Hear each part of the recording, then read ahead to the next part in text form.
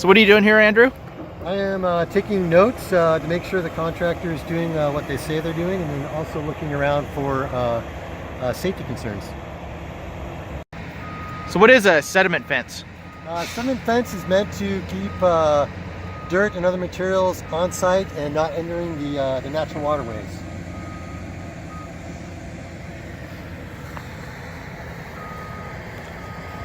We have the start of the access road that's going to go down to the valve house. Right now they've got just some general cutting happening. Right here they've got fabric installed to keep sediment-laden water from getting generated on the slope. And down there are some straw wattles that are laid out on the edge of the sensitive area to keep storm-laden water from entering the creek. But there's a lot of work that still needs to happen here before the access road gets the next step in the access road gets built. So right here we have orange construction fencing. The purpose of this orange construction fencing is to delineate to the contractor what is the edge of the sensitive area, which is over here, and what the project site limits are. Work is not supposed to occur on this side of the site.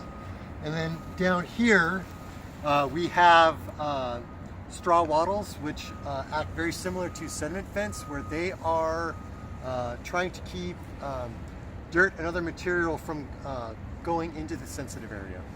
Right here is a silt sack. The intent of the silt sack is to go inside of a catch basin or a ditch inlet like here and keep sediment-laden water or sediments or rocks from entering the storm piping and eventually entering in the natural waterways.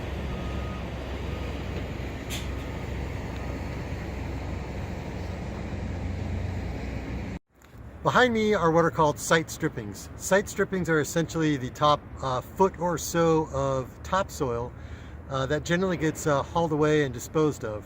To help save around $80,000, we decided to keep the site strippings or the topsoil on site, and it's going to be moved before the end of the project, stored, and then it'll be restored in areas that we need to plant. So it's a way for us to save a whole bunch of money by saving dirt that has a lot of organic matter in it that will actually help grow grass. This project required us to take down some trees. We decided to save them and sell them as saw logs to help reduce project cost.